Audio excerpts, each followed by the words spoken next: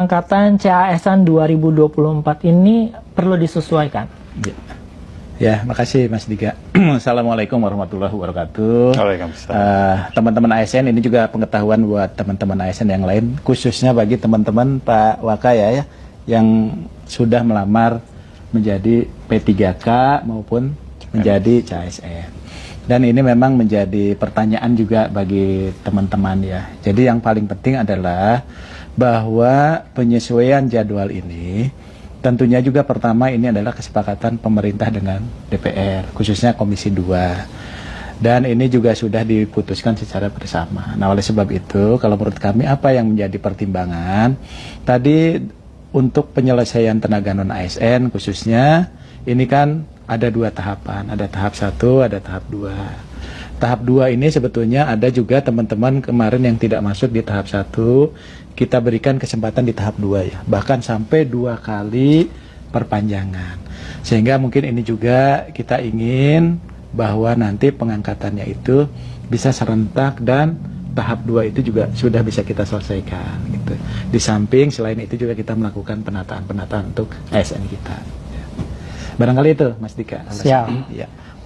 Pak Yomo, Pak Aba, ini di masyarakat Indonesia ada kekhawatiran bahwa penyesuaian jadwal pengangkatan ini bisa menimbulkan ketidakpastian status kelulusan seseorang.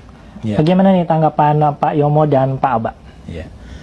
Jadi kalau menurut saya sebetulnya itu kita tidak perlu khawatir untuk hari ini, karena kan teman-teman itu kan sudah diseleksi, apalagi yang CPNS. Jadi bagi mereka yang sudah dinyatakan lulus, SKB, SKD, SKB gitu ya, dan kemudian juga sudah diumumkan mereka lulus ya, mereka tetap aman posisinya gitu ya. Jadi tetap kepastian untuk diangkat itu sudah pastilah ya.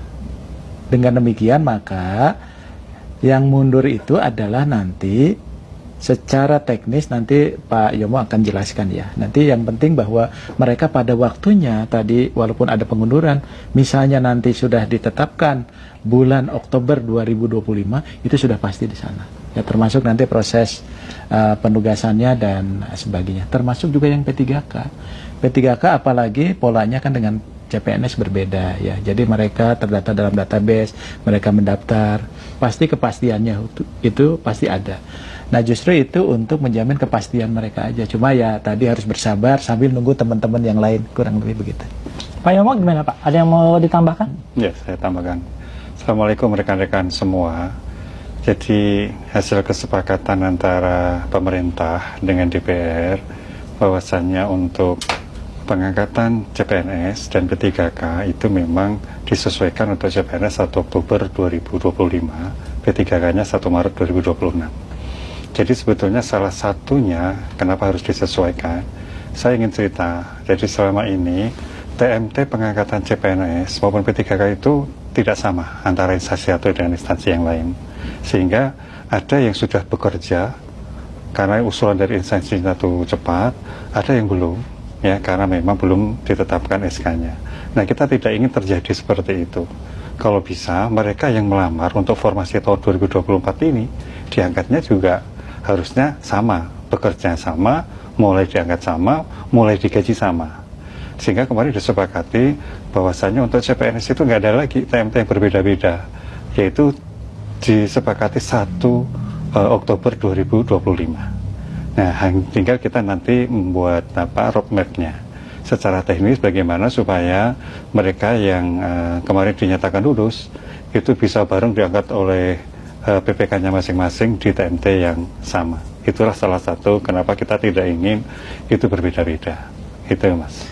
Jadi untuk rekan ASN jangan khawatir ya Pak, jangan cemas. Iya. Selama dinyatakan lulus pasti akan diangkat. Ya.